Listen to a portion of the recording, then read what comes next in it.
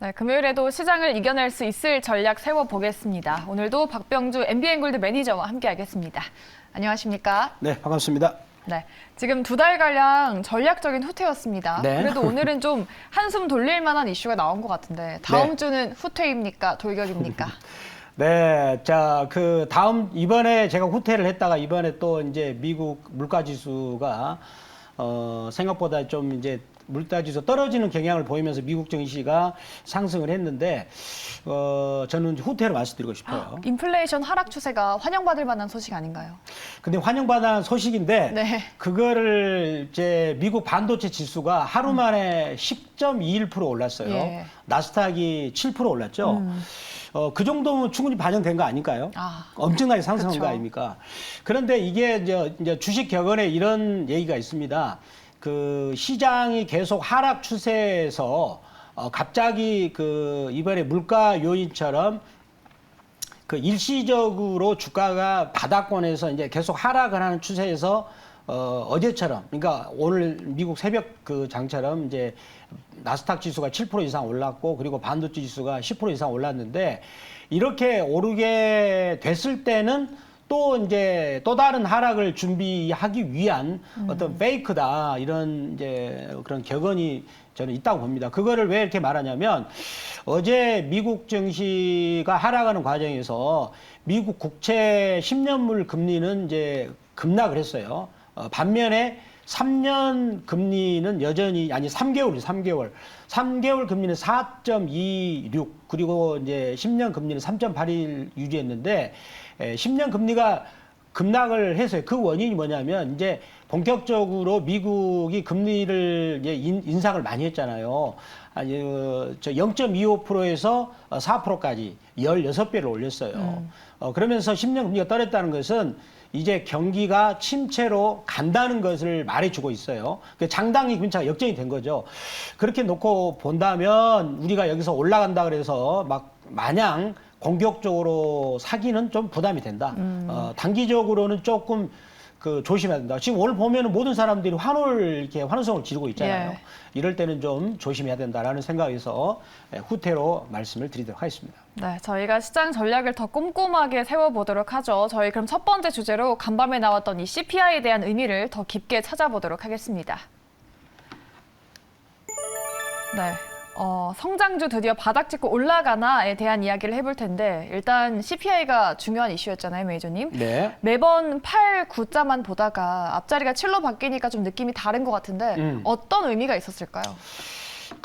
미국 CPI 지수가 이제 7.9%도 적은 게 아니에요. 예.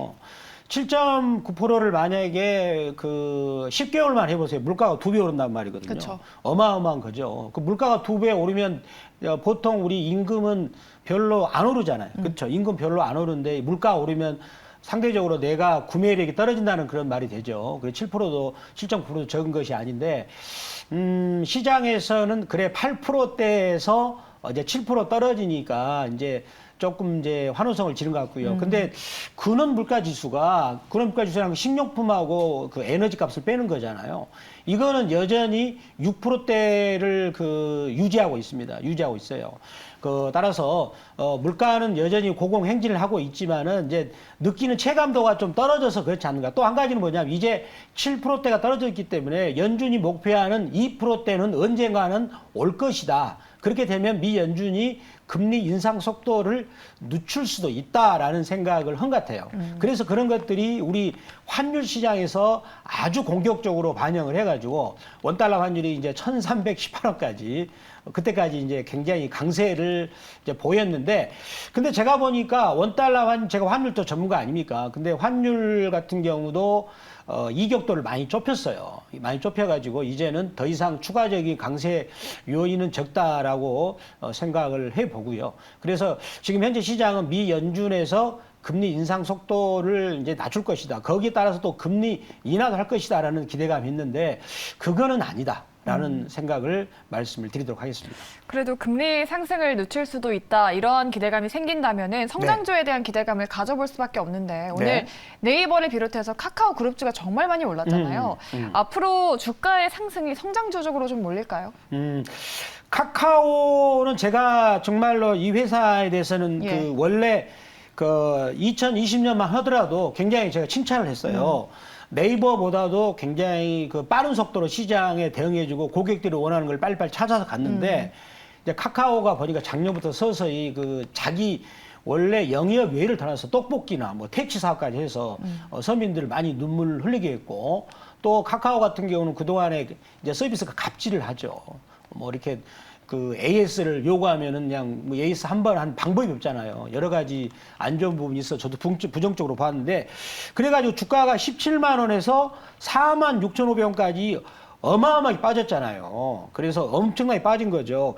그래서 저는 반등이 왔다고 봅니다. 오늘 15.5% 상승 왔는데 17만 원짜리가 4만 6,500원까지 왔으면은 아마 우리나라 그 시가총액 상위에서는 제일 많이 빠졌을 거예요. 그러니까 주가는 많이 빠지면은 또 반등이 오는데 이제 오늘 마지막에 이제 막바지로 반등 왔었고 네이버도 지난번에 이제 이제 위에 상위 거기 위층에서 결정을 잘못했던 부분들 그런 부분들이 이제 주가에 해서 주가 하락을 했지만 역시 이제 네이버와 더불어서 카카오 같이 상승을 했는데 저는 여기서 이 회사들이 이제 그 성장주로서 오른다 그런 논리보다는 많이 빠졌기 때문에 다른 종목하고 가격을 맞추기 위해서 오른 것이다라고 생각을 해봅니다. 그렇지만 단기적으로 조금 더 오를 수 있다 이렇게 말씀드립니다. 그렇죠. 성장주가 뭐 많이 떨어졌다고 해서 반드시 뭐 싸졌다고 볼 수는 없는 것 같습니다. 저희 성장주에 대한 이야기 나눠봤고요. 두 번째로는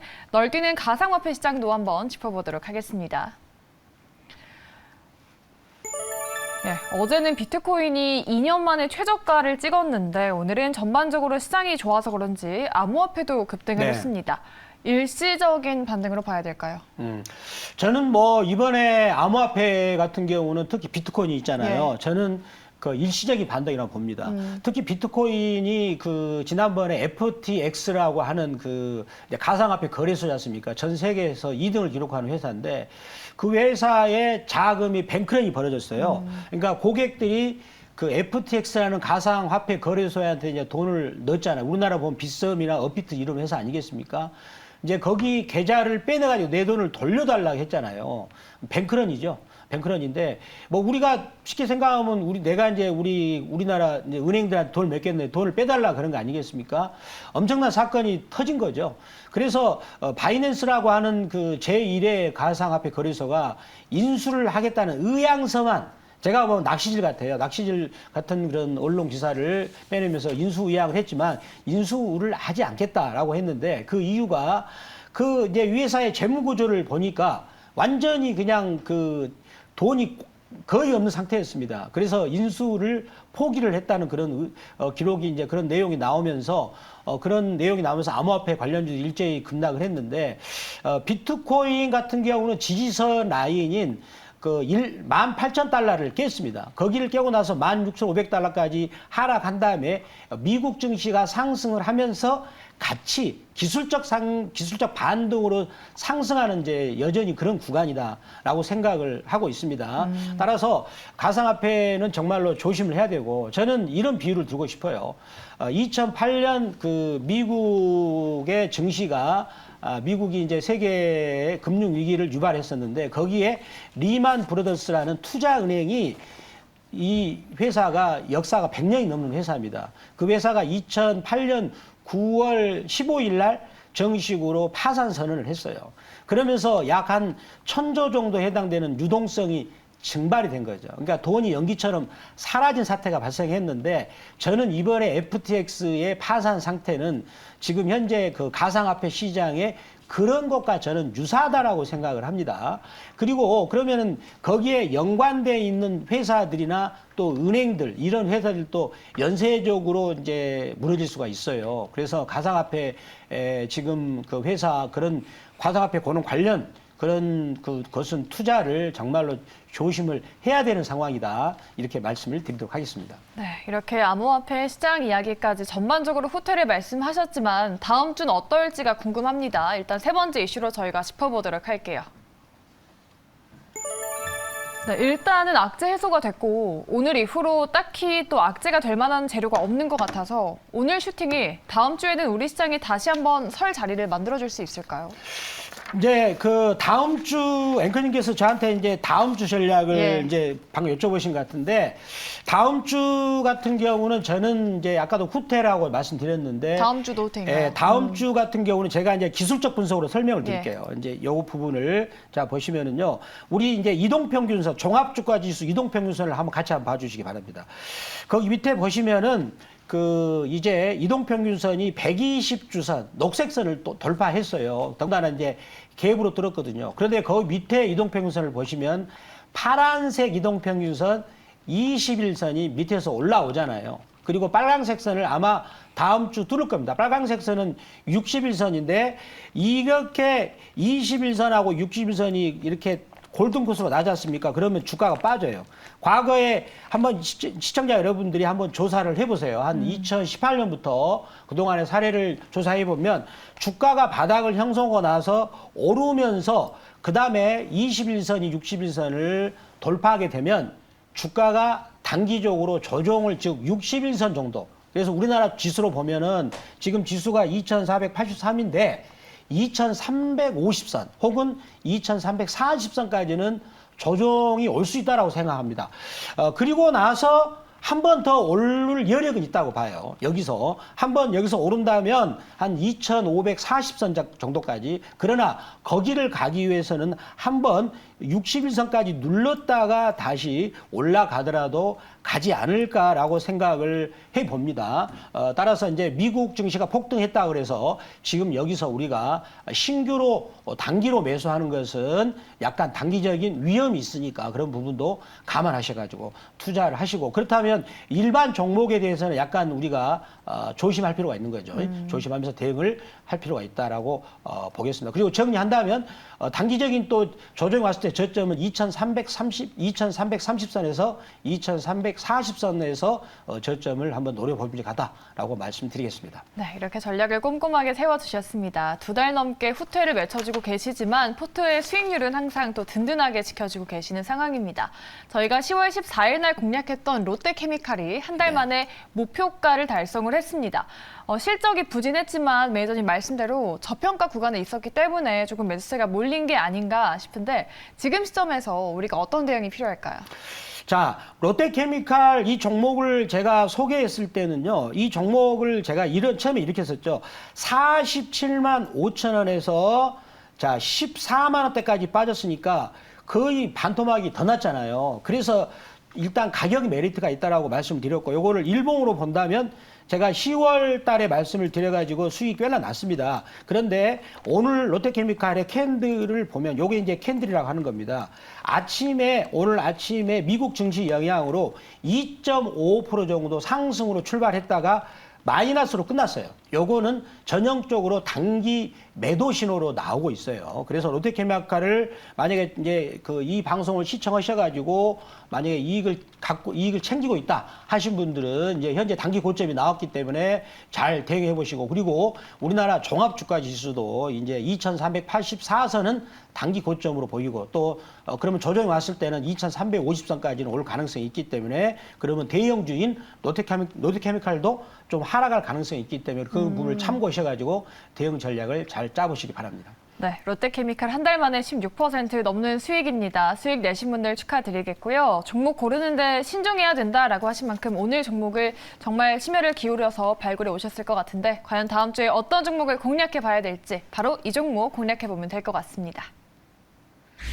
G2파워 원전주 가져오셨습니다. 네. 예. 자, G2파워는 원자력 관련주입니다. 특히 이 회사를 간단히 소개한다면 이 원자력 관련 솔루션에 대해서는 그 독점적인 기술을 가지고 있어가지고 주로 광급 공사를 합니다. 정부가 발주하는 그런 공사를 합니다. 특히 이 회사가 한국 원자력 관련해서 한수원이라고 약칭을 하지 않습니까? 한수원에다도 원자력 관련된 그 솔루션을 공급을 하고 있는데 특히 이제 우리 그 한수원에서 미국의 웨스팅하우스하고 더불어서 폴란드 관련된 원자력 수주를 지금 현재 할 가능성이 크고 그다음에 체코에 관련된 원자력 수주에 대해서도 현재 참여를 할 가능성이 있습니다. 그래서 거기 관련된 서류를 11월 말에 제출하면 내년 정도에는 그런 최종적인 결과가 나올 것으로 생각이 됩니다. 더군다나 원자력 관련 수주는 윤석열 정부의 최고의